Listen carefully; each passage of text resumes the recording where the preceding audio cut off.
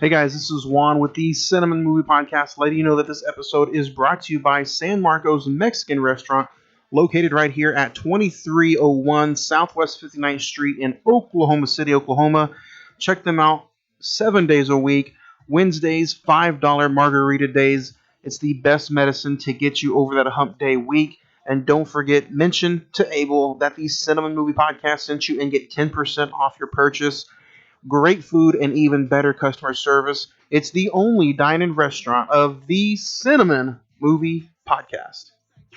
Don't wind up on a flat line. Underpaid and working overtime. I mix a pleasure with the pain. I make it rain tonight. Ooh, no one said it would be easy. Ooh, even if you don't believe me, even on my darkest days, I get knocked down, but Happy Monday, moviegoers, and welcome to the Cine-Men Movie Podcast. I am your host, Juan, and I'm joined by the cast, the crew. Zach? Hey, what's up, guys? Zach, it is a wet Monday afternoon here as we are getting ready to talk episode 187. It's your training day, Zach. It is. And I think this is going to be a fun episode, man. This was a film that I really wanted to dig into a long, long time ago, deep in a podcast land far, far away. But we never got to it for some reason. But we're talking about it today, 1 week after the most talked about Oscars in the history of Oscars. Yeah. Zach, how was your weekend? It was good. Caught up on some new releases and just hung out with the family. Good, nice. Can't wait to talk about some recent watches with you. There's a lot I got to catch up on. But last week's episode, honestly, for an older flick, man, it is now our most downloaded episode of the podcast. And you know what? I have to say thank you to everybody out there because it's almost like we're saying that every single week now. Yeah. So for a movie like The Godfather to outdo a new release like Batman or Spider-Man No Way Home, it's huge. Yeah. And it's really huge for us here at the podcast. So we want to say thank you to everybody who downloaded it. Again, you can go to Spotify, Anchor, Podbean, iHeartRadio, Pandora, Amazon Music, TuneIn, Stitcher, and now thanks to Prescribed Films Network, the PFPN, you can check us out on Apple Podcasts. And it also helped that it was celebrating its 50th anniversary. 50th anniversary Thursday, Saturday, I believe. Marlon Brando had a birthday, so he would have been like almost in his 80s, I think, or 70s. Maybe older than that. I'm not sure. Well, I'm pretty sure a lot older than that. But The Godfather, a huge episode for us. It was a fun conversation. So go back into our archives and listen to it wherever you listen to podcasts. And then the social media, the giveaways have been kind of quiet since the Batman giveaway. But keep an eye out because we're always giving away stuff. Downloading the episodes is always going to help out. You can listen to pretty much whatever we say here on the podcast. You can win on the social media accounts: Instagram, Twitter, Facebook. Facebook.com/the Cine-Men Movie Podcast. The Instagram is all one word, Cine-Men Movie Podcast. And the easiest way to win some stuff, listen to us. Yeah. That's the easiest way. It is the easiest way. Just listen. And then the Twitter is at Cinnamon405. Digital copies. The Godfather trilogy on Blu-ray is going to be a giveaway here soon. So I just need to post some pictures on that, and then I'm giving away the trilogy on Blu-ray. So. What's our next big giveaway? Ooh, our next big giveaway. Jurassic World, because I think we're doing a lead up to that. I think we're going to do Jurassic World. To be honest with you, I'm not sure. I haven't thought about what big summer movie is, I know there might be one or two. I was going to do Doctor Strange too, but I think it's a little too close to the Batman. Yeah. It might be Jurassic World. Yeah. I thought Nope is at the end of summer. It would have been, it's been a while since we did a horror giveaway. Yeah. So we might do a horror giveaway for Nope. There you go. Because I did want to do Top Gun, but that went from July to June, now to May. May, yeah. So I was hoping for a late July Top Gun giveaway, but I think we're gonna have to do Nope. Yeah. It's been a while since we did a horror giveaway. So November, actually, we did our top 5 plus 5 horror movies. Yeah, that's right. So it's gonna be fun, a fun year. So a lot of people usually have like stop and goes in between episodes and seasons. Mm-hmm. Not us. We just full throttle. We're full throttle. a new episode every single week. So yeah, I can't wait to get into today's episode.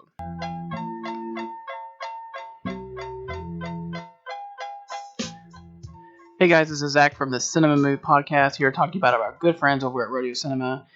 Dear listeners, are you tired of Jared Leto vampire movies, Michael Bay flicks, and Fantastic Beasts? Well, go check out our good friends over at Rodeo Cinema, Oklahoma City's unique non-for-profit art house movie theater, located in the stockyards of Oklahoma. They have such a variety of good showings, whether it be new releases, independent, A24, and everything in between. They have their famous Alfred Hitchcock Hour and Ernest Hour in the lobbies, and just a great organization with a great customer service. So go check them out. Rodeo Cinema, 2221 Exchange Avenue, Oklahoma City, Oklahoma, and tell them that the Cine-Men Movie Podcast sent you.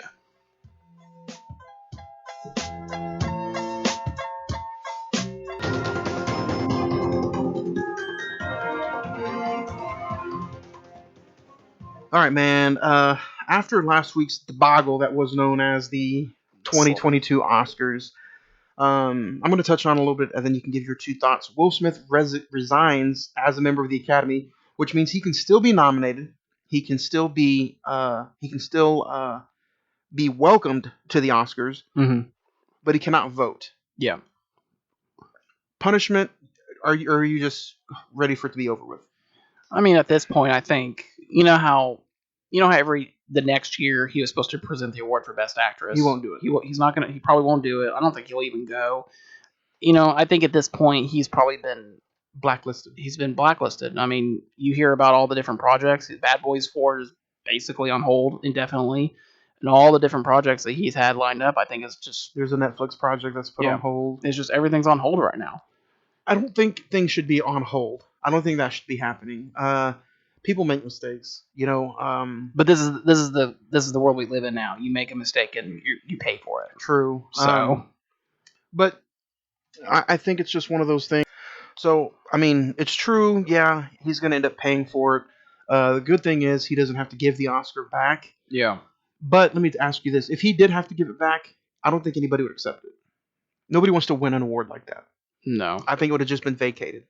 Yeah, it would just said it just been we didn't have a Best Actor this year, which is sad. Yeah, because you could have given it to Denzel, damn it. And we're going to talk about that.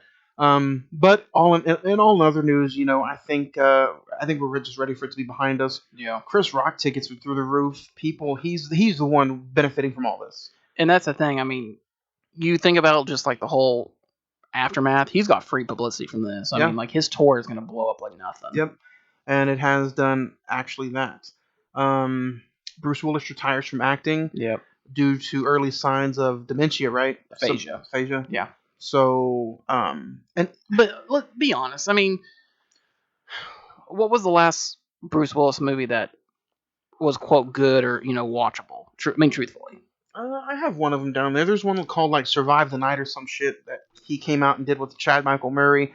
I know his stuff is now direct to movies and Blu-rays, but I do think even if he was doing just voice acting for like Blue's Clues or some shit, I really do believe that it sucks. Yeah. And I do believe that he was just maybe one solid performance away from maybe having a small comeback. I mean, yeah, his straight to DVD sales are through the roof. Yeah. People, for some reason, even if it is like Attack of the Centipede Part 3 or just anything random, people buy it because it says Bruce Willis on it. I think the last big project he did was Glass. That was like 2019, I think. Yeah. And so since then, he's just been doing like you said, direct to DVD stuff. And it's just, you walk into Walmart, you can see like 50 Bruce Willis direct to DVD Blu-ray movies. Which is true, man. But it's kind of sad though, man, because Bruce Willis at one point in time in the early 90s and 2000s was huge. Yeah, the action star of the 90s. And he's put out some good popcorn movies, man. Armageddon. Yeah. The Die Hard collection. Sixth Sense. And that was kind of like a resurgence for him in the late 90s. Yeah. So at the end of the day, it doesn't really matter what kind of actor it is. You don't want to hear anybody have to retire from their living because of something like that. But salute to Bruce Willis, man, because I know he's probably got a hard road ahead of him. Yeah. And then the thing I don't like is days after this, Jim Carrey announces his retirement, or he says he's probably made his last movie. since the Will Smith slap, man, Jim Carrey has lost a lot of credibility to me because he is putting his 2 cents out there on everything, telling oh, Will Smith should have to, Yeah. I'm not praising Will Smith, but hey, Jim, we all know that he made a mistake. You don't have to bury the guy for it and then say that you're gonna announce you're retired. Yeah. That's why Sonic 2 is gonna flop. So he lost. And that's going to be your last movie, Sonic 2? He lost some credibility points with me. I'm not sure if he's bitter. I think he is bitter. What he's bitter about, I don't know. But the thing is just like, but you got to remember, he's just one of those. He was a comedian of the '90s, and with the exception of maybe Adam Sandler, Mike Myers, what have they done? Well, I think he's more of the line like Chris Rock should have done something more about it because he's a comedian, so Yeah. he's behind Chris Rock saying, "Oh, I would have done this Knocked and him that." out, yeah. But Jim Carrey, Dumb and Dumber. I'm excited about this. The It prequel series, Yeah. put out by HBO Max, is greenlit, and it's going to be Welcome to Derry. Welcome to Derry. Yeah. What do you think? Are you glad that it's a prequel series, or do you wish that it got a theatrical release? I'm glad they're doing a series. I think if you're gonna, the only time you should do an whether it something to do with it, it should be just a film version. Like a movie. If you're just gonna do it, just remake the book or the movie or whatever. If you're gonna do a prequel, just do it on HBO, like a little miniseries, like what You think Castle Rock was. You think Bill Skarsgård is signed up for it, or do you think it's going to be way, way, way before that? I think it's gonna be way, way before that. Speaking of one Bill Skarsgård, it is greenlit, and the pre-production has probably started later this year. He's going to be the Crow. Yeah. Hopefully nothing bad happens. Hopefully nothing bad happens, but I can how creepy he was in it. I think He'd be good. I think he'll be a good character. Good character. I have to mention it. Then this is the last bit, unless you brought something to the table today. Morbius, terrible reviews, but it's the #1 movie in America, grossing a little over $40 million at the box office this weekend. Have you seen it? Do you have a desire to see it? And what do you think the problem is, man? This is the second straight Sony movie. You know what? Like, I was talking about this with someone at work the other day. It's almost like you hear about these Sony Marvel films, and you're just like, the comparison I said is like when you go to a family reunion and you see that cousin, it's just like, oh, you're related to us. It's just like they're trying so hard to be within the realm of the MCU that they're not really focusing on telling a good story. That's true. And I haven't seen Morbius. I'm not gonna say. Obviously I don't know, but I think I'm gonna wait for the Blu-ray. Yeah, it's 16% on Rotten Tomatoes. Yeah, it's some of the reviews I've read is like it's an hour and 47 minutes, but it feels like a 3.5 hour movie. It's just the pacing's bad. The pacing is bad. It's just a cartoonish feel and vibe, and Jared Leto supposedly being Jared Leto, which is sad because he's a really good actor. Yeah, he's done stuff like Dallas Buyers Club, Requiem of Your Dream, so he's a really good actor. But I feel like if the story is mediocre, I think he's not going to give 100%. That's the kind of actor I feel like he is. Yeah. But hey, more power to him because I couldn't do anything like that. But he is the #1 movie at the box office, so it's true. I got my money, and I can't let go. I'm killing. Hey guys, this is Juan with the Cine-Men Movie Podcast, letting you know that this episode is also brought to you by CDR Electronics. CDR Electronics serves the OKC metro area with the best value for your electronics. Visit them online at cdrokc.com or visit them in store at 1604 West I-240 Service Road right here in Oklahoma City, Oklahoma. They have the girthiest Blu-ray and DVD selection that you can check out, and be sure to let them know that the Cine-Men Movie Podcast sent you. That's where I go for all of my Blu-ray hunts and finds. I just went there today and I picked up Brooklyn's Finest. Yes, I picked up that movie. I cannot wait to dig into it, especially with the director that we're talking about today. So check them out, CDR Electronics. It's the only physical media one-stop shop of the Cine-Men Movie Podcast.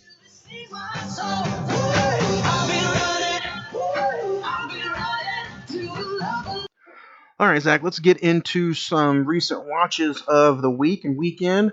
Again, if you guys want to let us know some of your recent recommendations or watches, send us an email and we will read them aloud every single week like we always do.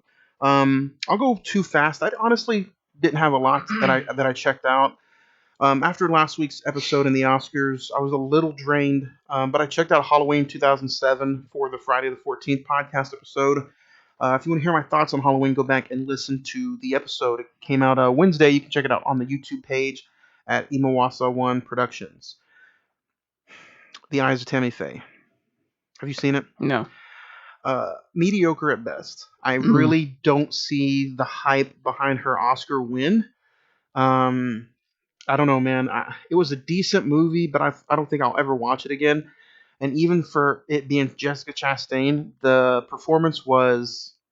It was fine. It was fine. Yeah. I don't see anything memorable about the movie or the performance. Andrew Garfield, to me, stole the show, though. I don't know why he didn't get nominated.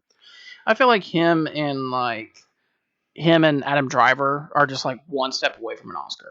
Like, seriously. They're going to be like Leo. They're going to take decades to win get it. one, yeah. And you could have gave it like Marriage Story for Adam Driver, Hacksaw Ridge. Don't get me started. Hacksaw Ridge, or even The Social Network for Andrew Garfield. It's just like, come on, guys. He could have been nominated for this movie, but for some reason, man, I don't know, man. It didn't hit. It was a 2 hour and 2-minute movie, and it just dragged and dragged and dragged. I went to the theaters this weekend, and I got to see X. A24 movie. I honestly liked it. I don't think anybody other than me on this podcast would probably like it.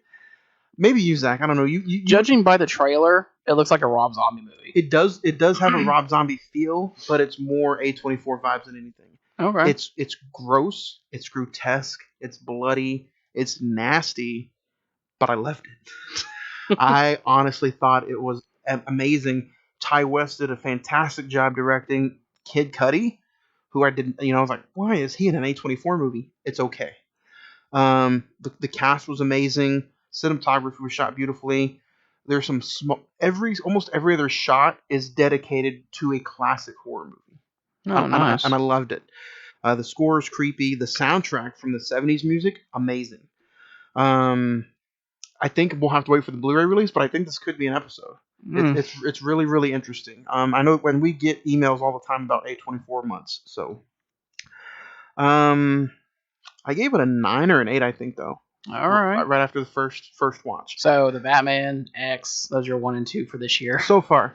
I didn't know, though, but this is a second part. Ty West is directing a prequel. Oh. Well, the prequel's already done. They shot the prequel and this movie all in the same shot back to back. Yeah. Mm-hmm. So the prequel is coming out later this year, and it's called Pearl. Okay. Spoiler alert, I'm not going to say anything else. And then the sequel to X comes out next year, I believe. Oh, wow. So Ty West has a little trilogy going on. There you go. I got to say, I have a complaint, though. So I went to the theater. I'm slapping my hand because, unfortunately, I did not go to Rodeo Cinema to check this movie out because the times were not working on my side. Yeah. So I went to another local theater here, and I'll get your take on this, Zach. I was the only one in the movie theater, okay? Mm-hmm. I knew that there was a post-credit scene. I do my fucking homework. Oh, sorry, language. I do my homework, so I sat at the end and waited. While the credits were rolling, the workers turned on the big lights and started cleaning around me. While the credits were rolling. And they saw me. They came in the theater, checked and see if anybody was in there. They saw that I was in there, still sitting down, and then they turned the lights on. All right. What would you do? I know what you wanted to do. Yeah. But I really wanted to do something negative, but that wasn't me. No. I know. I kind of get it. Just like, you're just sitting during the credits. Just go. You're the only. And the other thing is, it's like if you were the only one in the theater, why didn't they just wait? Yeah. It just took like 2 seconds. Yeah. And it's not like it was super, super busy at the moment because the movie was over at like 1 o'clock on a Sunday afternoon. Yeah. But yeah, it was really disappointing. And this is the second time that this happened to me at this movie theater. Dang, and it's already getting Blu-ray released on May 24th. You know what we're doing then? It might be the week after. It's Top Gun Maverick. Top Gun Maverick, though. And then I checked out Training Day for the episode, and I checked out Sing 2 today before I started recording. Sing 2, I don't know what it is, man. Animated movies, sequels, they're okay. Yeah. I don't. Also, this Sing 2 was an hour and 50 minutes. What? What is up with what is up with animation movies nowadays being almost 2 hours? I don't know. They think they can compete with like normal films. I don't know, but I didn't even know this came out. Yeah, it came out like Christmas Day, I think. It was And just so under the radar. quiet. Yeah. But if I had to recommend anything, go check out X in movie theaters. It's a perfect movie to go take a significant other to, or your mother. I would recommend your mother. Take somebody to go see it with you. Don't go see it You just want alone. those emails to be like, the fuck are you thinking? Oh yeah, dude, this movie will rock your socks off. It's that kind of a movie. But I recommend X. Sing 2 for the kiddos is probably on. Is it on Peacock? It's a Universal movie, or you can go check it out at the Redbox. I think it's at the Redbox. And then Training Day. HBO Max it up, man, and watch some Training Day. Zach, do you have anything you want to recommend? Yeah, so I caught up on a couple of new releases, with the exception of Training Day. Jackass Forever on Paramount Plus. I'm not big on those movies. I laughed my ass off on that. It was just, I don't know, it just felt fresh and something different. And this past weekend was WrestleMania weekend as well, and Johnny Knoxville had a match on the show, and honestly, his was one of the most entertaining matches of the night. Wee Man body slammed a wrestler. Oh my god! And there were so many. This is one that I wish we had all seen in the theater, because we would have been laughing our asses off. Death on the Nile, HBO Max. Is it already on HBO Max? And on Hulu. It comes out on Blu-ray tomorrow. And that's crazy. You know your boy's picking it up. I know. Yeah, so Death on the Nile, HBO Max and Hulu. I liked it. I don't think it's as good as Murder on the Orient Express, but I still like that type of those type of movies. And if Kenneth Branagh makes another one, which I'm sure he will after his Oscar win, I mean, I'm all for it. And then finally, checked out Marry Me. We're gonna be talking about Jennifer Lopez next week. Really good, fun romantic comedy. We don't get those anymore, and I liked it. That's another one on the watch list, and yeah, I can't wait. Jennifer Lopez, man, next week, Selena, the anniversary date of the movie, and the death of the singer-songwriter Selena. But you know what, guys? Next week, we're talking our top 5 Jennifer Lopez movies. Red light, Mr. 305, Flow Rider and Lunch Money. 3 Miami boys, you know what time it is. Give me the green light. All right, guys, this episode is also brought to you by OKC Soda Company. It's the craft soda company of Oklahoma with super unique flavors like strawberry milkshake, blueberry, and orange cream soda. Made with pure cane sugar and natural flavors, you can visit them at okcsodacompany.com. And then don't forget that you can get OKC Soda at your local Pruitt Foods here in Oklahoma City and Homeland stores. So check them out, OKC Soda. It's the only soft drink beverage of the Cine-Men movie podcast. Like mommy, and you know what that means, that we can do anything that you dream. I want to make you ooh. Hi, I'm Chucky. All right, guys, don't forget, we're also talking about some good brothers over here as we talk about Friday the 14th podcast. They're a fun group of guys, and now that they've invited me along, you can listen to me on their episodes every single Wednesday as we talk a different horror movie every single Wednesday. This past Wednesday on Friday the 14th presents UHD. Me and the bad guy Nick H talked all about Halloween, the 2007 Rob Zombie's version, which was honestly a fun conversation. We talk about Rob Zombie movies, and I had a good mention of you got to go into this movie thinking about it's a Rob Zombie movie. Don't go into it thinking about a Halloween reboot, or else you may not like it. And then this week coming up, we're talking The Collection, the sequel to The Collector that we talked a few weeks ago.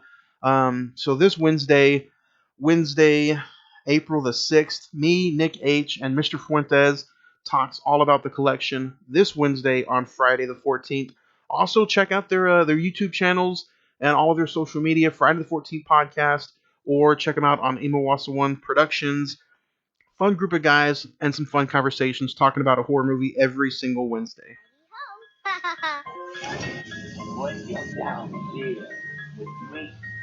You belong there. Like scary. Uh-huh. What's your favorite scary?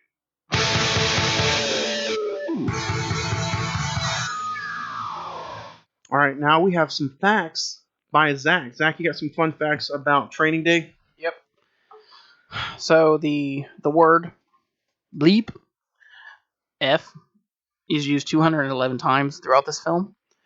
Before Antoine Fuqua was involved in the project, Davis Guggenheim was set to direct with Samuel L. Jackson as Alonzo and Matt Damon as Jake. Constantine. The line "King Kong ain't got bleep on me" was ad-libbed by Denzel Washington. And then Tobey Maguire, Eminem, and Christian Bale were all considered for the role of Jake. Tobey Maguire was actually had the role and actually went um, nar- undercover with some narcotic agents to kind of get the feel of the job. But he dropped out and ultimately went to Ethan Hawke. Interesting. We're definitely going to talk about that here pretty soon. Interesting, though. Interesting facts by Zach.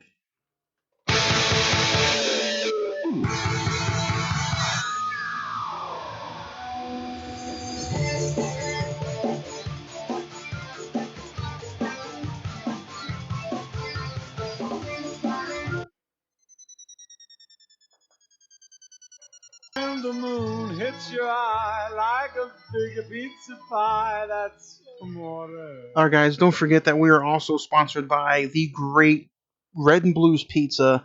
You can order now at 405-602-2838 right here locally. And they are at 4500 South May right here in Oklahoma City, Oklahoma. Great group of people, a great family. So help sponsor this great family and this great organization by ordering you some great pizza. You can get the family deal, 2 large pizzas, 1 topping for just $18. Pizza and a calzone, $20. The jumbo deal is the one I like to get for everybody. 2 large pizzas, unlimited toppings, 12 wings, and a 2-liter of soda for $33. Or you can get 2 large pizzas, unlimited toppings for $20 a piece. Really, guys, a great organization, some good pizza. We eat it every single Monday before and during this episode. So they're a great family. Go check them out. Tell Myra that the Cine-Men Movie Podcast sent you, and get her spirits lifted up, guys. Because yeah, she says business has been booming, and we like to think that some of you guys out there are making a difference and going out and checking out this great pizza place. And if you don't want pizza, they have a bunch of other stuff too, guys. Amazing chef salads, Greek salads. They also have gyros. They have the platter or the sandwich. They also have wings and calzones. And then don't forget the cinnamon sticks that you can get. They're amazing as well. So, and you know, Zach, just between us, we do have a little works in the making.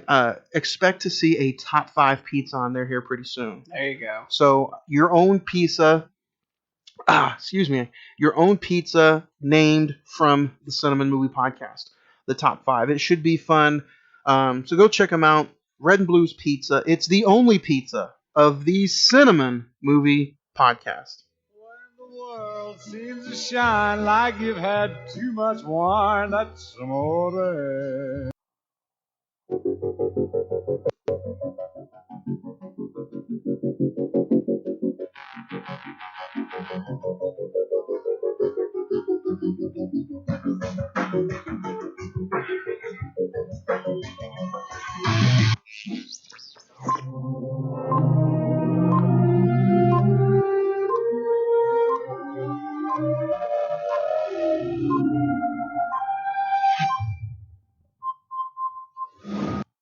All right, guys. This week, I didn't get to announce it on last week's episode, but this week we are talking our top 5 favorite dirty cops in films.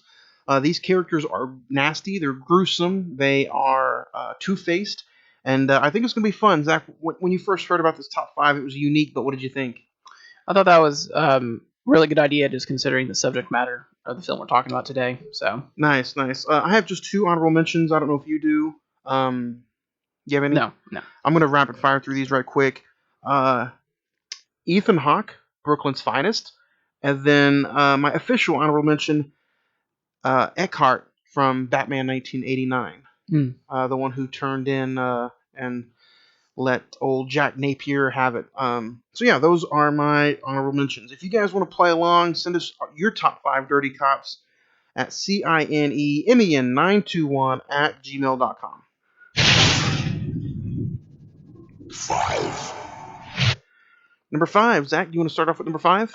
Yeah. So this character comes to us from David Ayer, writer, and he was the director of Street Kings with Keanu Reeves, Forrest Whitaker, Hugh Laurie, Chris Evans.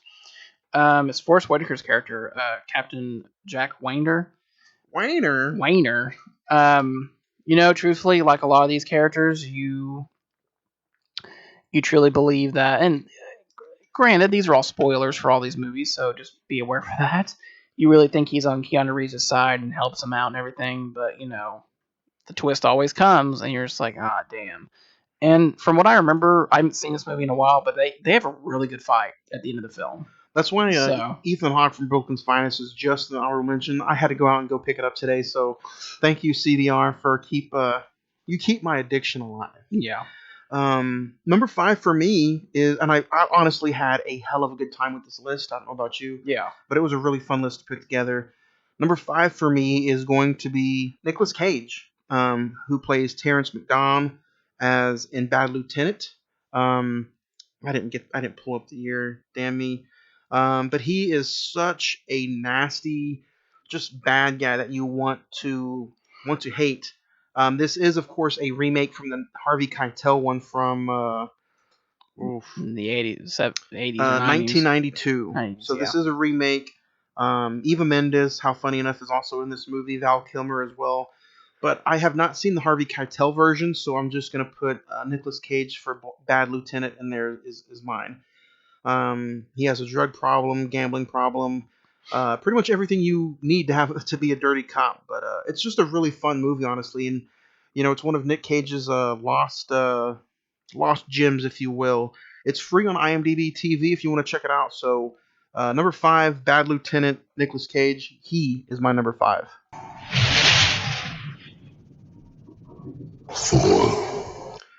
Zach, sir, who do you have at number 4?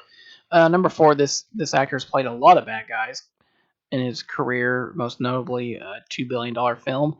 But we're going to take it back before he got to that universe. American Gangster, Josh Brolin and as Detective Trudeau. Just one of those.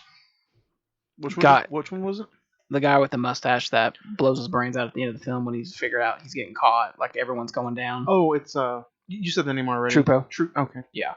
Just one of those just one of those slimy guys you just want to punch in the face immediately when you see him, and it's just like, even Russell Crowe, like, there are moments in the movie where it's just like, dude, like, get out of my department, please. I'm not like you. Even Denzel tries to compare him. It's just like, no, I'm not, like, they're not my kind. So number 4 for you, American Gangster, Detective Trudeau, Josh Brolin. Good film, by the way. Good Denzel film. Number 4 for me is going to be Gene Hackman, Little Bill Daggett from Unforgiven. Ruthless, mean old bastard, man, and what a movie this is. I don't know if you have you seen Unforgiven? Unforgiven, yeah. You can check it out on HBO Max again. But he is such.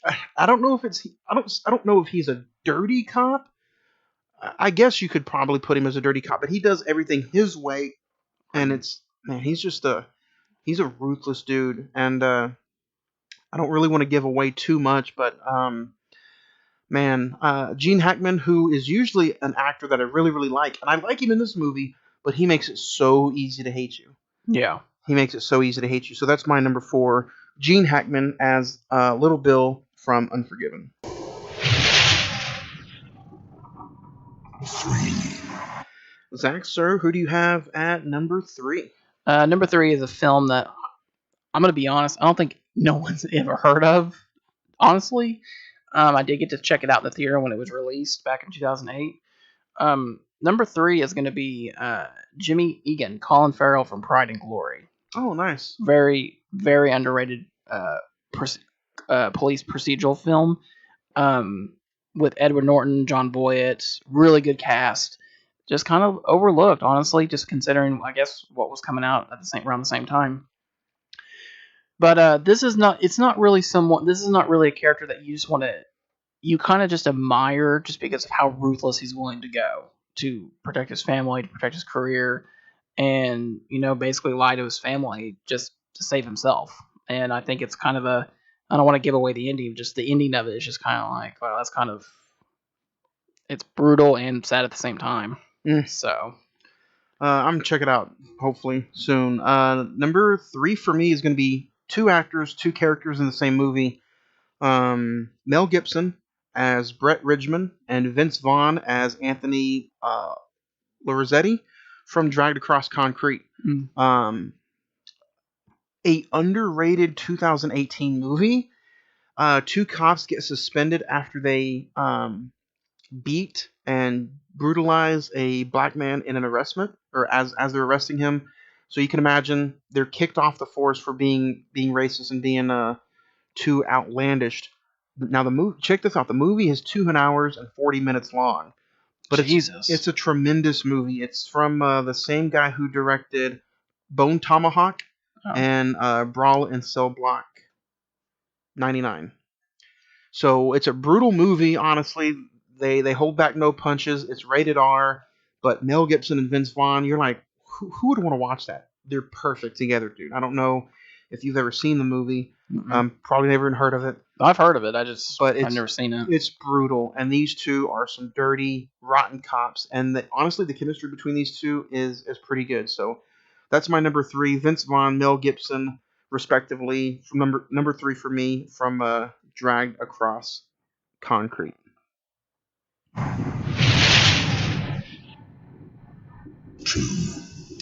Number 2, Zach, for you, sir. Yeah. So number 2.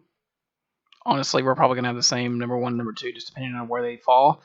For me, number 2, Colin Sullivan, Matt Damon from The Departed. John Sullivan. John Sullivan. I It's believe Colin. so. John. Colin. Is it? Yeah. Oh, Do your homework. damn Google. But no, I mean, we did an episode, feels like 10 years ago, on The Departed, to be honest. But Matt Damon, he's just one of those, again, kind of like Colin Farrell in Pride and Glory.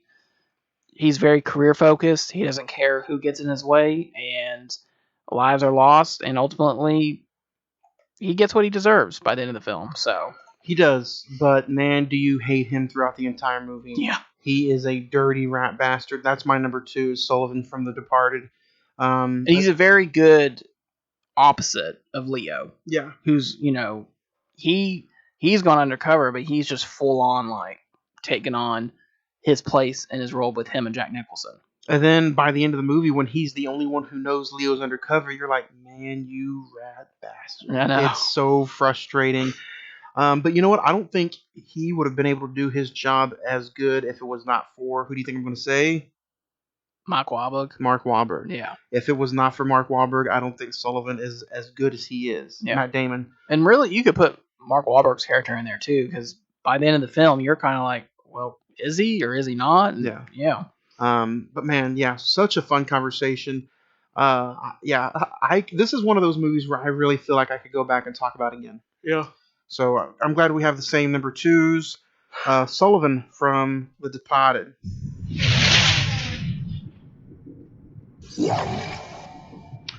Zach, number 1. Number 1's the character we're going to be talking about today, Alonzo Harris, Denzel from Training Day. Number 1, same for me. Denzel, Alonzo, Training Day. Let's knock it out of the park. I think it's going to be a fun conversation. What else is there to do other than to probably just get into it?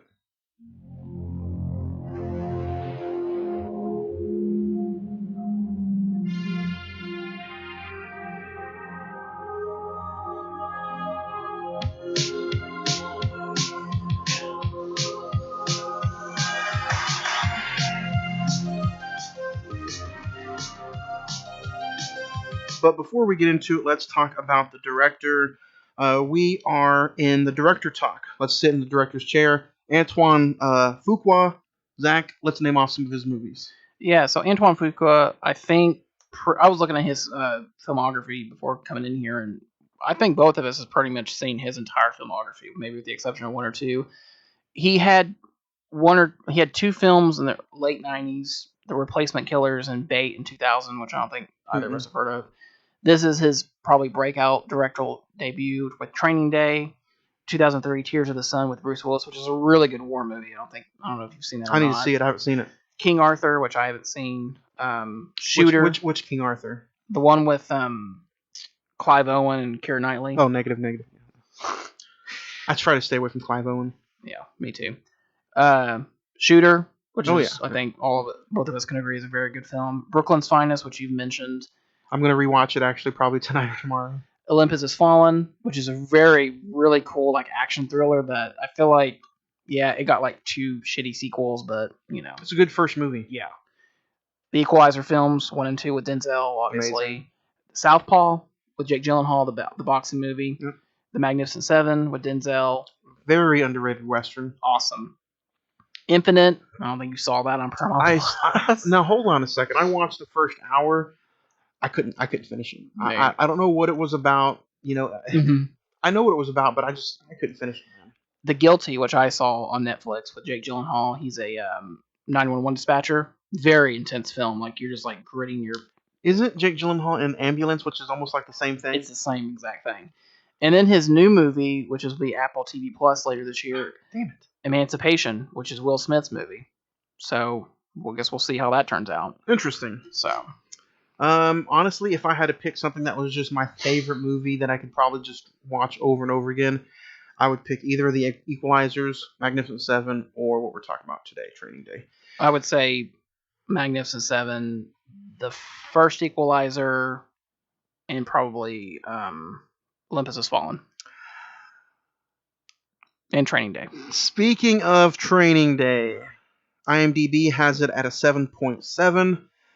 Rotten Tomatoes at 73%. The Metascore is at 69%, while the Google users are at 92%. The box office was a success at over $105 million for the total gross, while the budget was only $45 million. So it definitely made its money back with a release of October 5th, 2001. Let's dig into it. A rookie cop spends his first day as a Los Angeles narcotics officer with a rogue detective who isn't quite what he appears to be. Starring Denzel Washington, Ethan Hawke, Scott Glenn, Tom Berenger, Dr. Dre, Cliff Curtis, Snoop Dogg, Macy Gray, Eva Mendes, Jamie Gomez, written by David Ayer and directed by Antoine Fuqua. Zach, do you remember the first time that you got to check this movie out, or is this a first time watch, or what was it like, revisiting it if this is more than a first time watch? So this is definitely not a first time watch for me. I've seen this movie multiple times, but I cannot tell you for the life of me the first time I've seen it. I just remember. I think I've seen it. Like I think it's one of those things where like when you first watch it, you kind of see clips of it. And then when you finally see the whole movie, it's like, oh damn, that was good. And then like every time you realize that this film has a lot more significance the more every time you watch it. Yeah. So I checked it out on HBO Max this time. So it is on HBO Max. You guys can go check it out if you have not seen it. We're 40 minutes into the episode, but if you want to listen to it anyway, listen to us, and we will. Hopefully, we'll talk you into going and seeing it. Again, Training Day is currently streaming on the HBO Max, so go HBO Max it up. Training Day for me, man, is one of those movies that I just literally I had to see. It was one of those movies everybody was talking about. I first watched this movie in 2008, and I wanted to see the movie Denzel won Hardware for. And I feel like if you're a movie fan and you're a moviegoer, why not? Yeah. He's definitely chasing Sidney Portier. Denzel won Best Supporting Actor for Glory, I believe, in 1989, and then he won it here for Training Day in 2002, beating out Russell Crowe Which for was the Gladiator. favorite. Yeah. Beautiful Mind. Oh, Beautiful Mind. Yeah. Right. He was the favorite to win, and he just like, nope, mine. So you know what? I think, and the same night Denzel won for Training Day, they gave Sidney Poitier the Lifetime Achievement Oscar. Yeah. So, and he jokes about it in the speech is like, yeah, the one time I win, they give it to Sidney too. Yeah. Which is, you know what, a fun. With all due respect to Sidney, I think Denzel miles ahead of him. Yeah. You can put your 2 cents in if you want. Sidney was great in his day and one of the greatest actors of all time. But I think Denzel, by far, you look at his quality of work. Can you honestly say that Denzel has done a bad role? I don't think so. He's one like maybe Tom Hanks or I don't think they've put together just a bad movie. No. So I think it's gonna be fun to talk about. The movie opens up, man, pretty quickly. The morning you get introduced to Jake and Alonzo in the first 10-15 minutes. Mm-hmm. Jake is a young rookie cop One Family Man. yeah, family man, brand new daughter. Looks like he's probably just married last week. I think he said year. Mm-hmm. He has everything to lose. Yeah. While on the other side, you get introduced to Alonzo, who has, really nothing to lose but everything to gain. Yeah. And throughout the movie is perfect because you get perfect dialogue throughout the movie. And it's all, and I guess I didn't really realize this, and it probably should, just because it's in the title of the film. It just takes place in a 24-hour time period. One and, training day. And truthfully, it's a ticking time bomb. Yeah. Because you first hear about the quote unquote the Russian debt, and you're just like, what is that? And you don't hear anything more about it. Mm-mm. But as the movie progresses, it just comes up further and further. It's just like, okay, so by the end of this film, without spoiling anything, you kind of know what Alonzo's in for if he doesn't get the money. So right off the bat, when they first introduce each other and talk to each other, sit down at the diner table, what did you think Tell me a story. of Alonzo? Yeah. Oh, Right off the bat, what did you think of Denzel's character? And Denzel is one of those people. He's one of those actors who, at the time, he had never played a bad guy. no. And some people were saying, "Hey, this could be kind of risky," but he pulls it off amazing. Yeah, like I think he's one of those guys that, truthfully, you just want to hate the hell out of him, but at the same time, it's like if you do, there'll be consequences. See, I didn't feel that way. I thought, this is the first time I've watched it since probably maybe 3 years ago. I didn't feel that way about Denzel in this movie. I felt like I felt like he was a guy who had probably just lost his way along police Yeah. brutality. I didn't necessarily feel like he was a bad guy. No, and He just had some bad habits. there's dialogue throughout the film that kind of says, he was just like Jake. He was innocent. He wanted to go out there and do some good, and The streets ate him up and chewed him out. yeah, and made him into what he is today. Because there's some people, and he's not really undercover, No. but there are some cops out there who are so deep in undercover that they get lost in the story. Yeah. They get lost in undercover and they become that person. Yeah. And I think that's what happened to Denzel's character here in this movie. So I personally didn't hate him right off the bat. And honestly, I don't think I really ended up hating him at all, even when the movie was over. It's almost by the end of the movie, you kind of feel sorry for him. Yeah. To be honest. That's real talk. And you see how dirty he can get fast when they pull over those college kids, Mm-hmm. and he's looking for the marijuana. Yeah. And then he right off the bat, man, he's trying to get Jake to Do the drugs. do the drinking. I don't know when we're ever going to talk about him again. He's in a new movie coming up called The Northman. What do you think about Ethan Hawke? I like Ethan Hawke. I think he's one of those actors that kind of like I think he's underrated. Adam Driver. Like we said, Adam Driver, Andrew Garfield. He should have won an Oscar by now. I think he's kind of one of those ones that's like, oh yeah, it's Ethan Hawke, whatever. But I mean, like the Before trilogy, Ugh. Training Day. Just like even Boyhood, First Reformed. yeah. And clearly he knows how to do his career because he's in Moon Knight right now on Disney Plus. So he got into the Marvel game, but he just Robert Eggers picked him for The Northman. yeah. Is he playing the bad guy in that? Part of me thinks I think he is. I'm not sure. I'm so close to canceling Rocky 2 and going and seeing The Northman. I saw trailers on the big screen this past weekend. It looks really good. Yeah. But yeah, he's just one of those actors I'm always interested to see what he does. So I wanted to bring it up to you because I don't know if we've ever talked to Ethan Hawke, and I don't know if we will soon or not, but he's done movies like, I don't know, the car movie with Selena Gomez. So Getaway. Does that take away some of his credibility when he does movies like that? Or you think it's fine because maybe he's just doing it for a payday? Because It's always, but it could be said the same thing for Denzel. I mean, he's good in the like Two Guns. Do you ever think of that as a Denzel movie? No, I haven't seen. I haven't rewatched Two Guns probably since the theater release. I'm looking at his filmography. He was in Dead Poets Society with Robin Williams when he was really young. Oh, nice. But for the Before trilogy, which are amazing movies, by the way.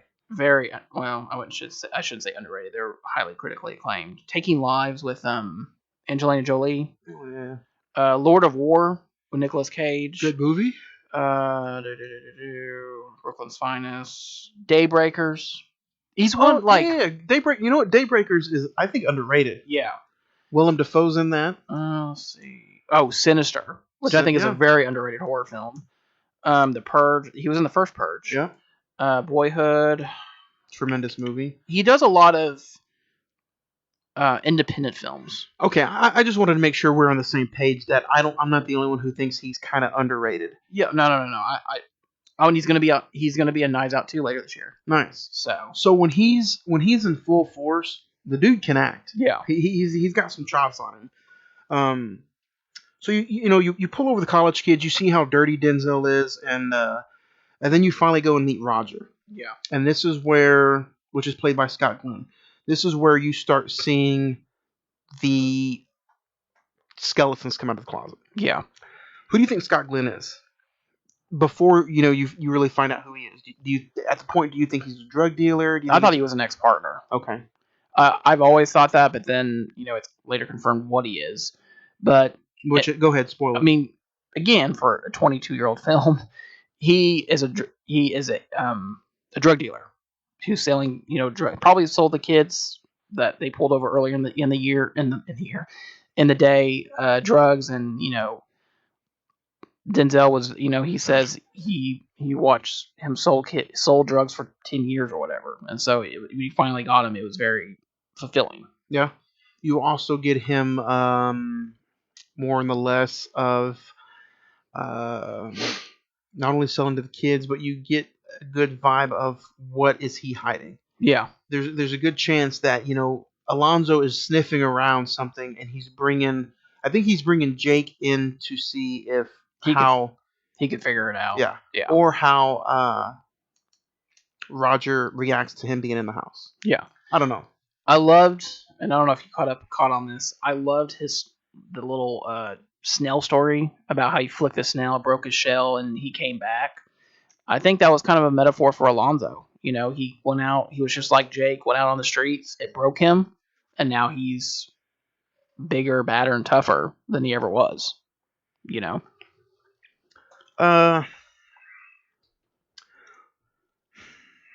a lot of. One thing I can appreciate this movie in the writing from David Ayer is that there's a lot of setups. And the next scene after they visit Roger, it's Jake saving the girl in the alleyway. From the two bums. As they were trying to rape her, yeah. And that comes back later on in the film. Which is good for Jake, not so good for the bums. I wanted to see Denzel. He kicked the shit out of those two bums, but I wanted to see him just really get brutalized. Dirty. Yeah. What do you think of David Ayer? We haven't talked David Ayer in quite some time. We trashed on Tax Collector in recent watches. Suicide Squad. I didn't trash on the Suicide Squad, but what do you think of? I think David Ayer is a much better writer than he is director. Yeah. But I think he only has one style, and that's like gangster flicks. Well, he also didn't he write Fury? He directed Fury. He wrote and directed Fury. What about the movie with Jake Gyllenhaal about cops? Oh yeah, he directed End of Watch. Watch, okay. But it's still the same like gangster LA thriller, Which I mean, if you're good at it, keep doing it. But I don't know. I feel like he should just. I don't know. Did you see The Tax Collector? It was good up until Shia LaBeouf passed away. Yeah. What do you think of? They keep talking about Sandman, but before they go see the Sandman, they find Snoop Dogg, and they chase down Snoop Dogg, and Denzel's like, "Dude, I know he's got rocks on him." No, and takes the end of that pen and shoves it down his throat. You know what? I didn't know how I was going to react to Snoop Dogg having like a small scene in it, but he did pretty good. Snoop Dogg's been in quite a few movies, honestly, and I think he even has his own horror movie with Bones. Yeah. I haven't seen that in quite some time.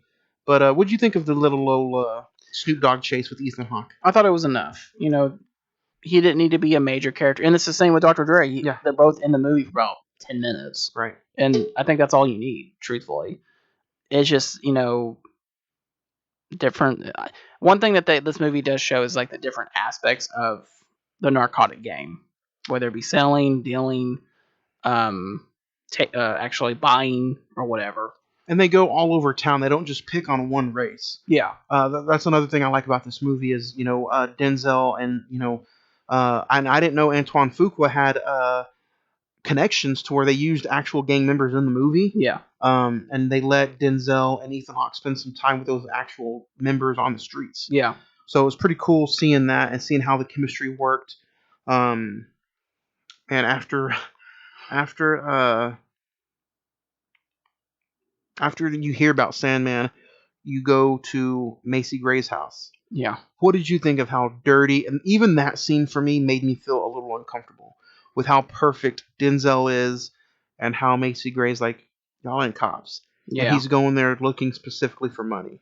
Yeah. What did you think of that scene? And then, am I wrong when he gives her the Chinese menu? Your heart starts pounding because she comes out yelling at him, and they're like, hey, she's A yelling at. full-on shootout, and then Denzel does like the most badass move: take 2 pistols and start unloading on the guys. Make you want to go buy a gun, didn't it? Yeah.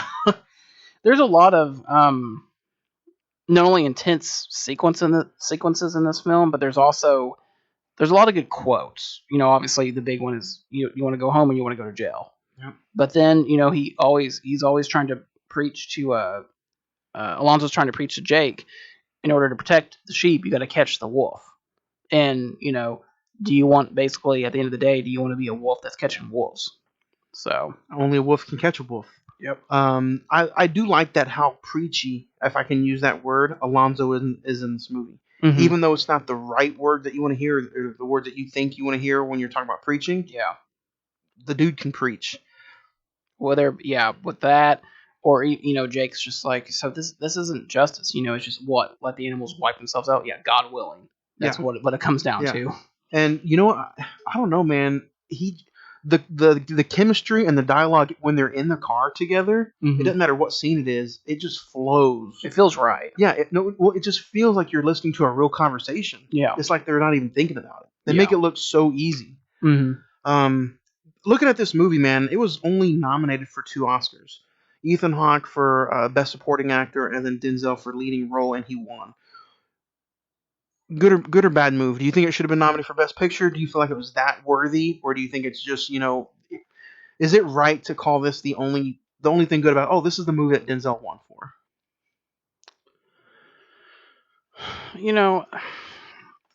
There's always the argument with, and Even though he's tremendous in this, it doesn't feel it doesn't feel like a Best Picture nominee. no. It's just one of those. It's the acting argument. Is this a good movie because there's incredible performances? I have to disagree. I think it's a great movie more than that though. No, I'm just asking. Do you think, people make the argument of, let's take King Richard for example. Will Smith won Best Actor. Is it a film that's deserving of Best Picture? But I really like King Richard. I think it is. I think it's everyone's preference. In the terms of what was nominated that year, yeah, this is probably a movie that people remember more than what else was remembered. So I think in the long term, this probably should have been at least a Best Picture nominee. Yeah. But go ahead. And this doesn't get like a lot of. It gets praise for Denzel, but when it's a movie looking back on, out of all the movies that could get anniversary physical media special editions, this movie has gotten left out in the cold numerous times. Yeah. And I don't know why. I think again, I don't know why. Oh, dude. Let's hear it. So here's the movies that were nominated for Best Picture that year. This was 2001. You're gonna give me a heart attack. Okay. A Beautiful Mind, which won Best Picture. I was like, okay, that's fine. It's okay. Gosford's Park. Go to hell. In the Bedroom, which I don't even know what that is. Go to hell. Moulin Rouge. Eh. And Fellowship of the Ring. So, no, bro. So I would at least say Fellowship. How many movies total? Beautiful Mind, Gosford's Park, In the Bedroom, 5. And in the Academy, usually, this is why like people get pissed. It's like, just pick a number. It's either 5 or 10. If you had done 10, Training Day would have been in that conversation. I don't know. God's Hand? Is that Gosford's Park. I don't even know what that is. Yeah, it sounds like a bench that you want to eat food off of. Like, I would have said A Beautiful Mind, Fellowship, Training Day. At least those 3 for sure. Because those are the films that people remember. But I don't know, dude. I wanted to bring this conversation up to you, and then we'll get back into the movie. Denzel's legacy, man. What do you think it is? If he never wins again, and this is the last one he wins for, don't say that. Is it a travesty? It is a travesty because I was looking at his filmography, what all he's been nominated 10 times. He's won 2. He's technically only won 1 for a leading role. Best Supporting Actor for Glory. He was nominated for Cry Freedom, which I think you watched. I went ago. out and got it. It was pretty good. Best Actor for Malcolm X, The Hurricane. Win. He won for Training Day. Flight. Win. Fences. Oh my God, how he didn't win. He also would have been a producer, so he could have won Best Picture for that. And then Roman J. Esquire. Good movie. I'm glad he got nominated, but I don't feel like he should have won. And then the one that he really should have won for it, Macbeth. Yeah, that's insane, man. I don't know. I personally know the reason, but yeah, man. Then he's won. He's won 3 Golden Globes. I don't count those. He got the Cecil B. DeMille Award, which is like kind of like the lifetime achievement at the Oscars. But yeah, I just like, it's one of those things where it's just like, God damn, it's like Leo. It's like when you look back at the filmography, it's just like he should have won like 5 times by now. And the same for Anthony Hopkins. Looking at Denzel's filmography, though, all those great movies you just named, and looking at how many times he's been nominated, is it safe to call him the greatest actor of film history? You can make an argument for that, truthfully. When it comes to just the quality of films that he's been in, even if you look at something that he's not, a big name for, The Taking of Pelham 1, 2, 3, Unstoppable.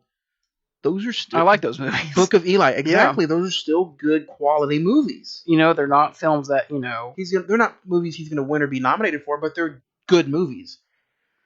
And out of all those that you missed, and I know Disney movies don't get nominated, remember the Titans.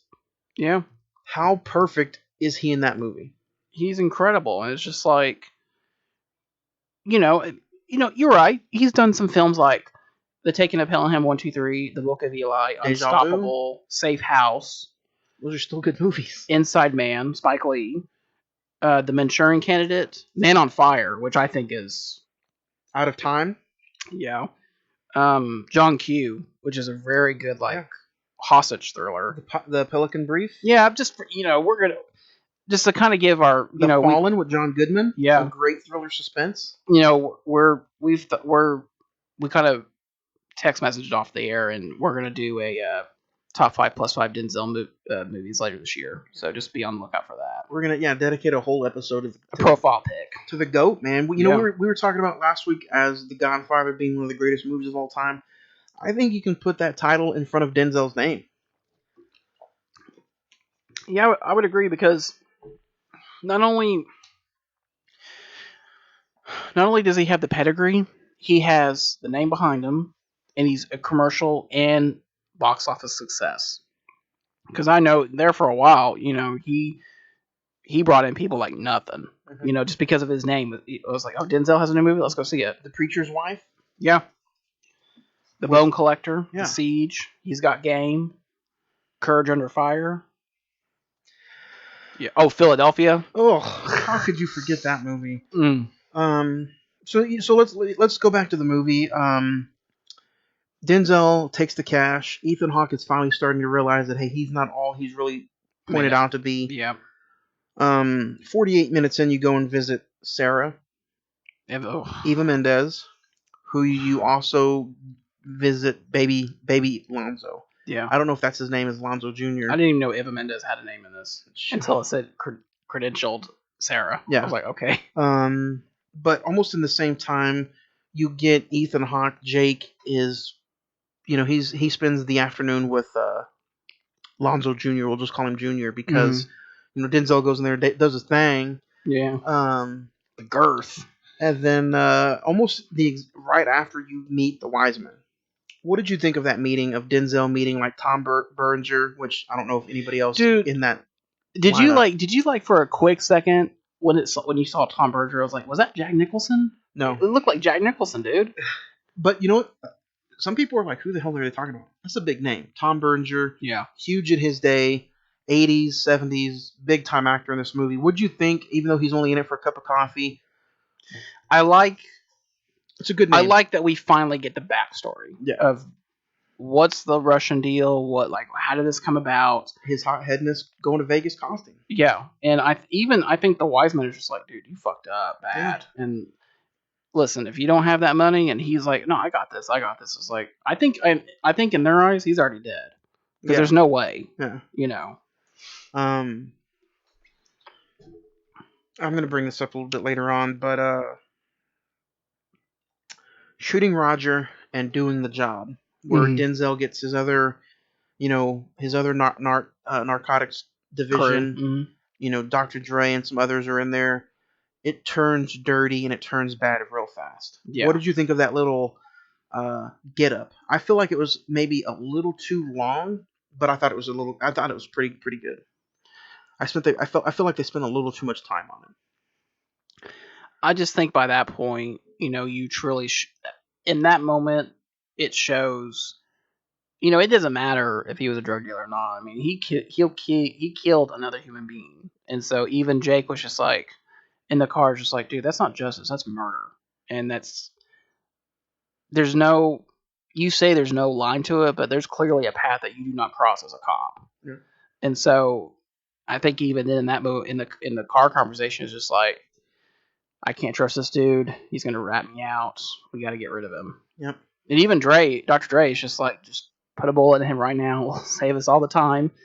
But I think there's still some respect that Alonzo has for Jay, because when he takes the gun and just points it in his face, just is like, no, he's just a scared kid. He's one of us. There's just still some dignity or some respect that he has for Jake. And Denzel's even like, hey, he points at one of the other guys. He's like, hey, where are you gonna go next week? I'm making detective. Yeah. So whether it was a lie or not, Denzel's proving that, hey, if you just stick out with him for a year, Denzel don't want to move up. He's happy doing his street duties on the streets. Mm-hmm. Denzel's proving to Jake, hey, if you stick with me for 8 months to a year, I'll get you where you want to go. You just got to do things my way, or you're gonna die. Yeah. So I mean, again, you're kind of like, man, Jake's got to do what he's got to do if he wants to get where he's got to go. But then again, you're like, just the Captain America and Jake is like, it's not right. It's not right. I'm gonna turn you in. And it also opens up the idea, and this is just kind of fantasy booking off subject. Is there really any true justice? There's street justice and how people how to perceive things and how things should be done in their eyes. But is there any true justice to someone like Alonzo? Clearly there is by the end of this film, but just in total, if he paid up, was he still just going to go out and be doing his business? That's a good question. To the ending credit, I think his fate was already sealed. Mm-hmm.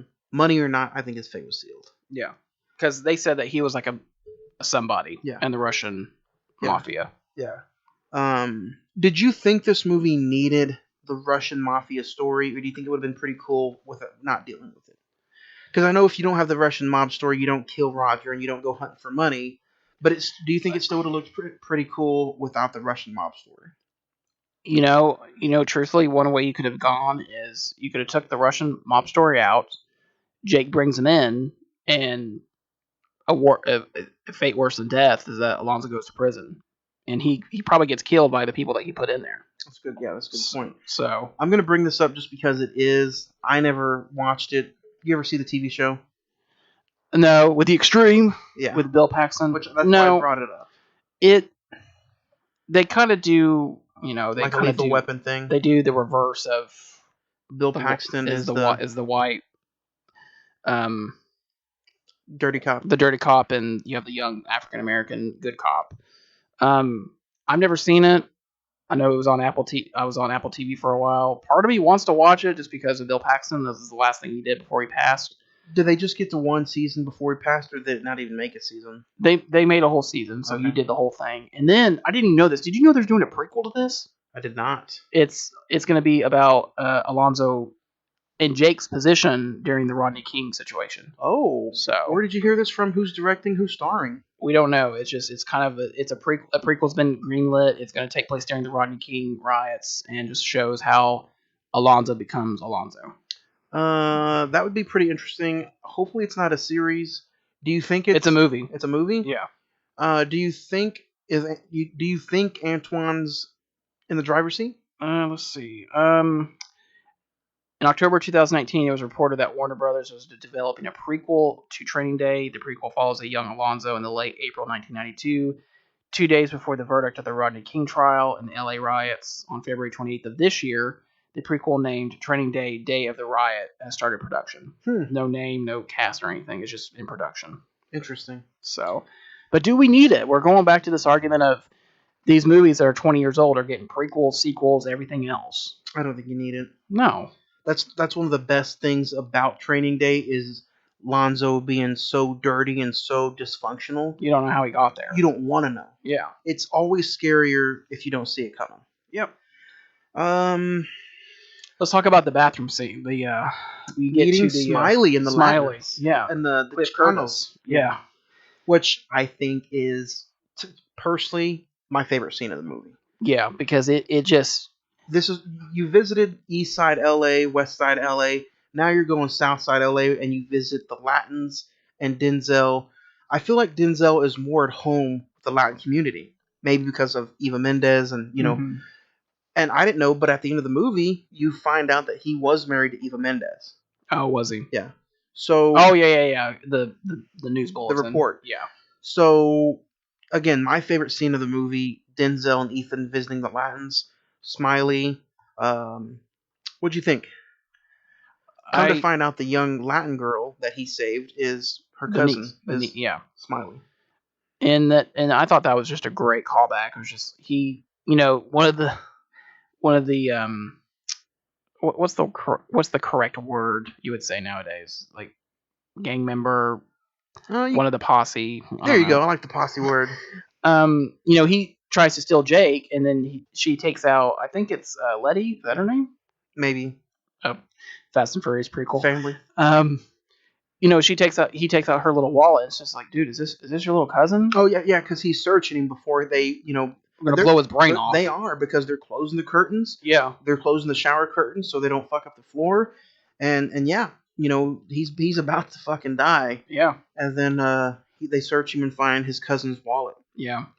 And during that scene when Jake's playing cards, director Antoine Fuqua gave certain instructions to the actress who's playing the gang members, and so this was done to further confuse him, and like that the reaction from Ethan Hawke is actually genuine. And so like when you're sitting there, it's like, oh, this is. It's how intense was that scene? It's so tense. It's really uncomfortable because you just know at any moment this is going to go south. And they end up telling Jake that Lonzo left you high and dry, homie. Yeah, he's gone. And I think it further, because like he even asked like, how'd you know about the Russian deal? Smiley knew about it. And it was just like, it's all over town. If you don't get that money, not a minute later after midnight, he's dead. So Alonzo really, I think Alonzo went to that house with Jake for them to fuck Jake up and kill him. Yeah. Oh yeah, because I think after the car conversation, when he kind of realizes like, no, this guy, I was wrong. He doesn't have what it takes. He's gonna rat me out. I got to get rid of him. Yeah. So and it completely backfired. Yeah. And if anything, it pissed pissed Jake off even more. Yeah. To go after him. I thought it was funny. I don't know if you freeze frame it when he's getting off the bus and the bus goes away. There's a banner of The Sopranos on the bus as it drives off. It's pretty nice. So this leads Jake into going back to Sarah's apartment to look for and capture. Yeah, and that Alonzo. From that point on, it's Jake versus Alonzo all the way, almost to the point where you think he's gonna kill his own son just to kill Jake. Great costumes and costume design in that bedroom scene with Eva Mendes and yeah, perfect nightgown or whatever that was that she had to throw on, but also. How ruthless was Denzel with the shotgun underneath the bed. Yeah. Oh. He's surgical with this bitch. Yeah. It's the small lines like that I feel like he just nails it. Yeah. I think I don't know about 90, but I would probably say a good 60% of his dialogue in movies is all him. Yeah, I would agree. Yeah.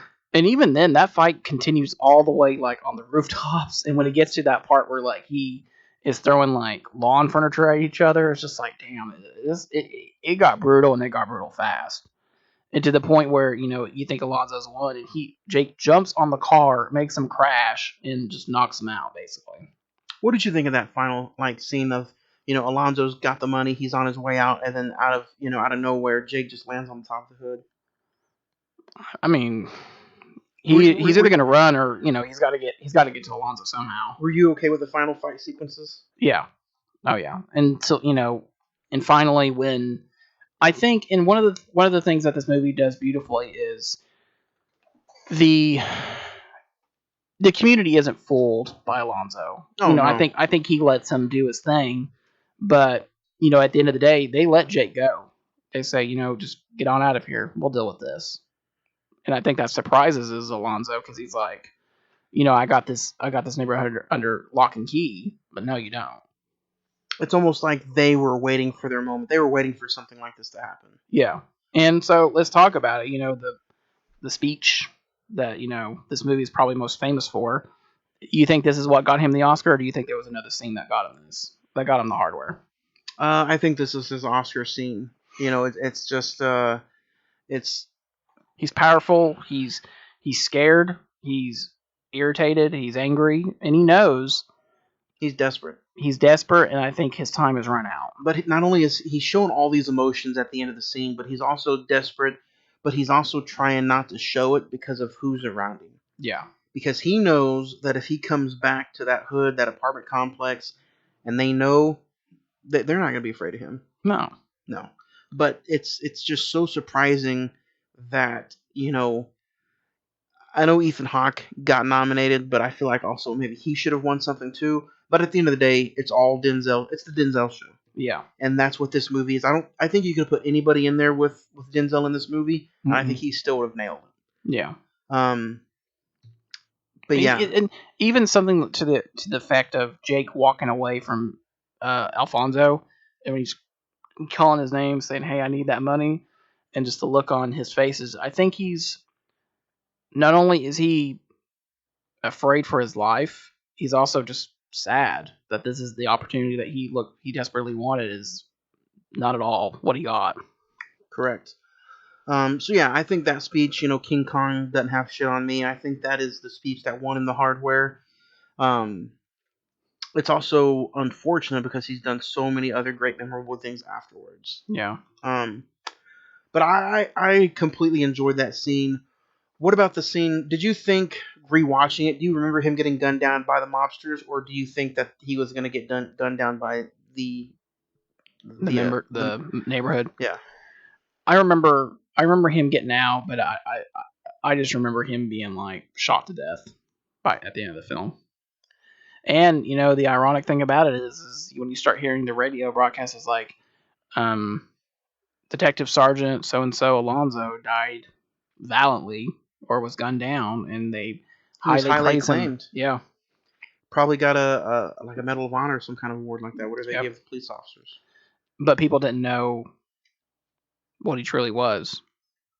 So, did you find it weird at all that I know he wasn't technically undercover, but since he wasn't undercover, what did you think of the car throughout the movie? I liked it. The Office. Mm-hmm. I liked it. It was just kind of it fit. It kind of fit that character.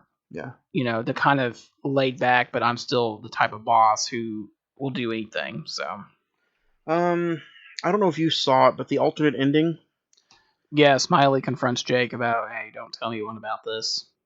Is that what happens? No, not Smiley. One of the entire Wiseman. The Wiseman, yeah. All of them come to Jake and say, where's the money at? And then Jake says that he turned it in to customs. Mm-hmm. So he turned in the money, which honestly, if he turned in the money and completely told everything, does that mean that the Wisemen are in trouble, or is Denzel not going to get his praise?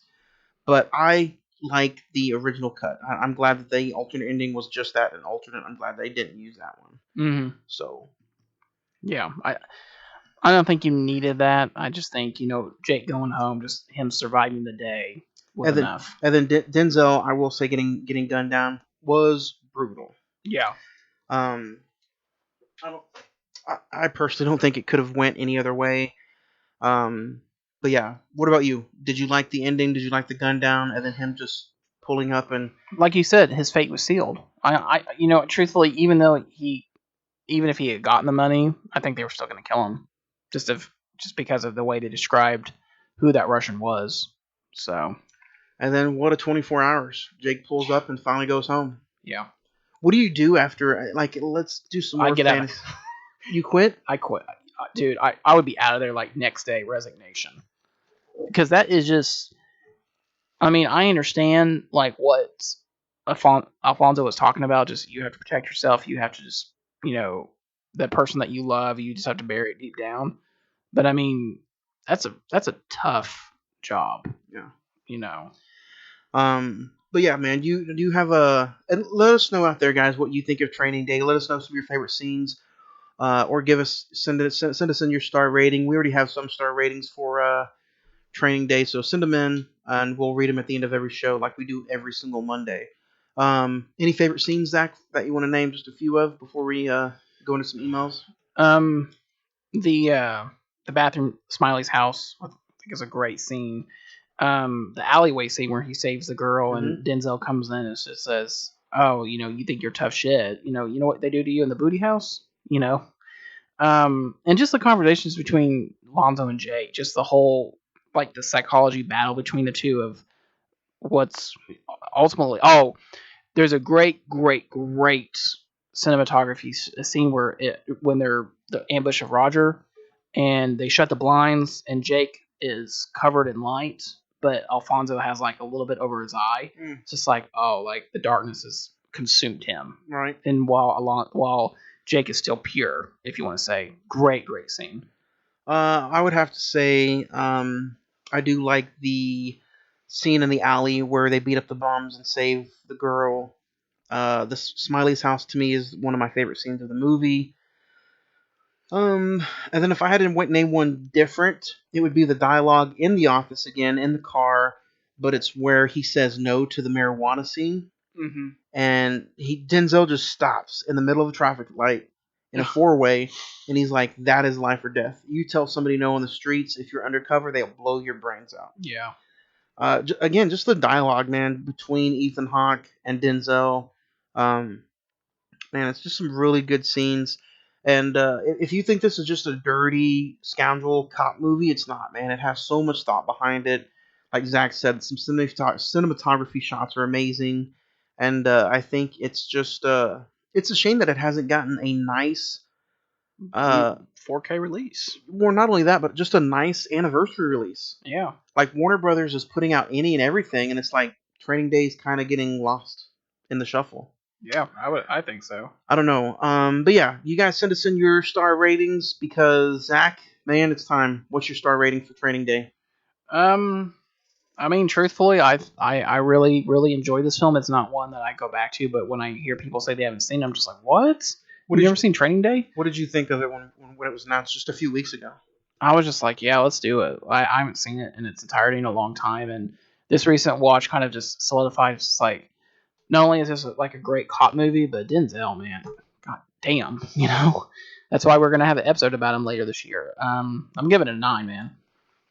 I'm gonna go right there with you. I'm gonna give it a 9 as well. I just had one small nitpick about I don't think just some pacing. I feel like it could have been a good solid hour and 45 minutes, and I think that would have just leveled it up to a 10. But even then, with this being 2 hours, this movie goes by super quick. Performances, Denzel knocks it out of the park. Cinematography is great, and yeah, man, Antoine Fuqua as the director knocks it out. And Ethan Hawke, man, give some love to Ethan Hawke, man, because he is underrated for sure. Absolutely. I know a lot of people give Ethan Hawke some shit, but man, he's honestly a fun actor. I am on my way to go see Brooklyn's Finest in the living room just because of this movie.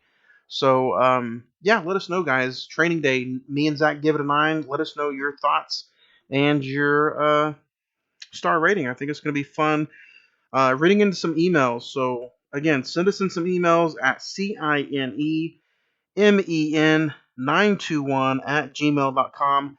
and we will read it over the podcast. Again, send us in some mail, cinemen921@gmail.com.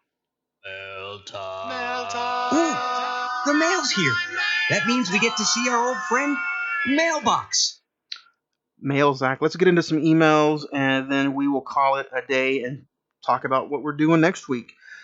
Hey, this is not you, Zach, but Zach says, I absolutely love that OKC has places like CDR where you can go in and look at older movies. I'm from Houston, and there was no place like here at all, like CDR. I've been in Oklahoma City for 6 months now, and I absolutely enjoy it. It's a joy to me. I go into CDR, and I love looking at all the older movies. Love the show. Keep it going, Zach. Nice. Very nice. Henry says, thank you for picking movies that's so easy to access. I listen to a lot of other podcasts and they choose stuff that's hard for me to find. Why listen to your podcast if I cannot find the film that you're reviewing? But you guys always make sure that you find a movie easy for us to access.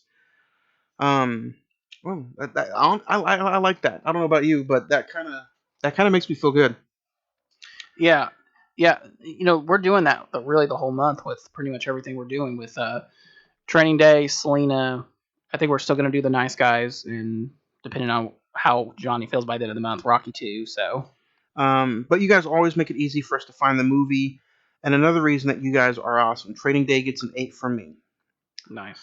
Yeah, that's a really cool email, though. I appreciate that because I honestly, that is one of the factors. I don't know if you guys ever knew this, but that is actually a factor for me of how and why I pick a movie. Yeah. If it's easy for people to watch, I think that's just more listens and more ears on the podcast. Yep. Would you listen to a podcast, Zach, that picks a movie and you just have a hard time finding it? Even if it's not on a streaming service? Well, I mean, that's kind of a difficult question because if I can, I'm just like you. If I can find a way to watch it, I will. But if it's something like last week, The Godfather, unless you go out and physically buy it, it's not on any streaming service. That's probably one of the only few movies that I've picked that's hard for people to watch. And that's crazy. Yeah. The Godfather. Who would think? Barry says, I absolutely love Denzel in this film. My favorite Denzel movie of all time. 10 stars all the way. Nice. Omar says, I absolutely loved the Godfather episode last week. I think you guys did a good job reviewing a 3-hour movie. I can't wait to hear your thoughts on Training Day and the Training Day conversation. I watch it at least once a year. Training Day gets a 9 from me. Very nice. Jeffrey says, Training Day is an all-time great. I can't wait to rewatch it for the episode. Last time I watched it, 10 stars. It's a movie that I can watch over and over again. Do you have any movies like that, Zach, to where you can, oh man, I just got done watching it. What a great movie. I'm going to watch it again like tomorrow. Honestly. Yeah.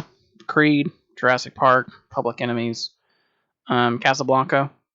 I mean, I know, like clearly you saw the Batman 5 times. Has that become one that it's just almost kind of like 3 comfort, times? I think, it is a comfort movie for me, at least in the 3 viewings that I've seen it. I don't know if I'm going to watch it on HBO Max or just wait for the Blu-ray and the special features. Mm-hmm. So I know as soon as I get it, I'll probably watch it day one again. Yeah. And hopefully it lives up to that same. That's it, because you got to don't get me wrong, and you can probably agree to this. If you see a movie in theaters and then you watch it at home, have you ever had a movie let you down at home even though you loved it in the theater? Yep. Yeah. It's always the worst because it's like, I remember this being so good, and you sit there like, what happened? Yeah. Xander412 says, my top 5 movies that won Best Picture. Number 5, Schindler's List. Number 4, Parasite. Number 3, Driving Miss Daisy. Number 2, Braveheart. Number 1, Silence of the Lambs. Steven says, Training Day is by far the best cop movie I've ever seen, and how amazing is this director? I love all his stuff. This is truly an amazing film. 10 stars all the way. There you go. Sam G69, Training Day is fun, but I'm not in love with it like most people. It's fine, like Zach says, 7 stars. 7 stars is still pretty good. Yeah. I'm really glad that's caught on. It's fine. It's got to be a t-shirt one day. Coco Chris says, my top 5 Oscar-winning films. Oh, this is funny. Number 5, Argo. Number 4, Unforgiven. Number 3, All About Eve. Number 2, Schindler's List. Number 1, Saving Private Ryan. Oh wait, F the Academy. I'm done with this. I can appreciate that. There you go. Sarah97 says Training Day, first time watch for me. I'm glad you guys picked a movie that was on HBO Max, and I honestly really, really liked it. 9 stars, first time watch. Great pick. That's what we do. Yeah. We like suggesting good movies, and especially if it's a first time watch. I'm going to end it with this because I think this is a pretty fun email. Damien says, I don't know about the name, it's kind of freaky. No, I'm just messing with you. Damien says, I know it's a tough film to watch, but it's an extraordinary piece of art. I really do want to hear anybody's opinion, especially you guys, on Schindler's List, especially with what's going on in the world today. Yeah. I want to hear you guys review it. Would you make it an episode? I was going to bring this up because I was thinking about just kind of looking at the news is terrible right now. Yeah. Dude, I think this movie, I think it's either celebrating an anniversary this year or next year. I think it's next year. 30th anniversary of it. Yeah. And so that is one Spielberg movie that I think we got to talk about. It says it's on premium subscription, but when it says premium, that means you got to buy extra. Yeah. So it was on once again, we try to do something, and it's pulled from Netflix. It was on Netflix for a while. Yeah. But that's just a movie that, I mean, I don't care who you are. You watch that and you realize. Well, honestly, it's in 2 years. Then February 1994 is when the theatrical release was. Yeah. But with that being said, man, is Schindler's List a movie that can knock Rocky Balboa out of week 4 of April? It might. I mean, yeah, it is. It's a 3-hour film, but just given with everything that's going on in the world, I think that might be an appropriate conversation. You know, you watch it and you kind of think, and if we do this episode, we'll expand on it. It's just, are we doomed to destroy ourselves? Honestly, I don't know, man. You know, that's a good conversation. I hardly watch the news because it's just depressing. It is depressing, but you know what? It feels like we're on the verge of World War II again. 3. Well, you know what I mean with Hitler and with Germany and everything that was going on with the Nazis. It feels, and it's world news. Every time you turn on world news, that's what's on. Yeah, and you know and it's kind of scary. You know, I'm a nerd. I'll admit it. I watched 60 Minutes, and last night they had an episode. They had a story about the bombings in Ukraine, and they're bombing schools. They're bombing pregnancy wards. They're bombing orphanages. And I saw where Russia came out and said that all this is staged, and they're just bullshit. They're just setups. It's not us doing it. And that to me is just like, that's worse. They're kids. Yeah. They don't know anything about this. They don't want anything to do about this. Why are you punishing them? I saw earlier, right before we started recording, that a man who had groceries on both bicycle handles was gunned down just for riding his bike, probably on his way home from going and getting the essentials, which is now tough for them to get over there. Yeah. Terrible. Just truly terrible. It is bad news. It's terrible, man. And you know what? It's maybe we throw up a poll. You know, you want to hear us talk about Rocky 2, or do you want us to hear talk about Schindler's List? We have 3 weeks until the episode. So you know what? I never thought that would be a poll. Schindler's List or Rocky 2. No. Two very different films. Yeah. But you know what? I think it's time to talk about what we're going to do next week. All right, Zach. Next week we are talking Selena, the 1990. I believe it's 1999. We're going to check it out here in just a little bit. 1997, next week, Selena. Again, you can check it out on HBO Max. HBO Max again. HBO Max it up. Jennifer Lopez starring in the biography film about Selena, who tragically passed away. But she had an amazing career going all the way back to her childhood and her teenage years. What are you most excited about Selena? I know this was kind of like a last-minute really episode, but with the movie celebrating, the movie was released March 21st, 1997, so we just passed the anniversary date. But Selena's death was in April, and she was also born in April. So what do you think about that? Honestly, this will be a first-time watch. Never seen this movie. If I sound like an idiot next week, that's just because I don't listen to Selena. To be honest, I don't know much about her life. I know, obviously, So the tragic ending, but I mean, she was born. We're going to be doing this right around her birthday. She was born April 16th, 1971, and she was buried April 3rd, 1995. yeah. So that being said, this is going to hit a little close to home for some people. But just what does this movie? Did you hear about it? Just performance wise from Jennifer Lopez. Performance-wise, I know this is probably one of the things that put her on the map, I guess you would say. She got a lot of recognition from this. I know a lot of people hold this movie dear to their hearts just because of the subject matter and who Selena was. So it'll be an interesting first-time watch for me. Nice, nice. Well, again, if you guys want to check it out before we talk about it, Selena currently on HBO Max. Go HBO Max it up, and then next Monday, April the 11th, we review and discuss Selena from 1997, not the TV show. Selena from 1997. We're not doing the Netflix show, no. Yeah. Zach, any final thoughts on Training Day? And you pretty much said your piece on Selena. Yep. Training Day. If it's definitely, it's definitely up there in Denzel's career. I know a lot of people. This is the movie that they go to for him. Yeah. So if you've never seen it, definitely check it out. And there's a lot of Denzel movies on HBO Max, so definitely go watch more of his. There is for sure. Don't forget, next Monday, April the 11th, we discuss Selena right here. Training Day, amazing. Go check it out. Denzel, HBO Max it up, as well as Selena, HBO Max. Check us out next week as we talk Selena right here on the Cine-Men Movie Podcast. Somewhere you are thinking of me too. 'Cause I'm dreaming.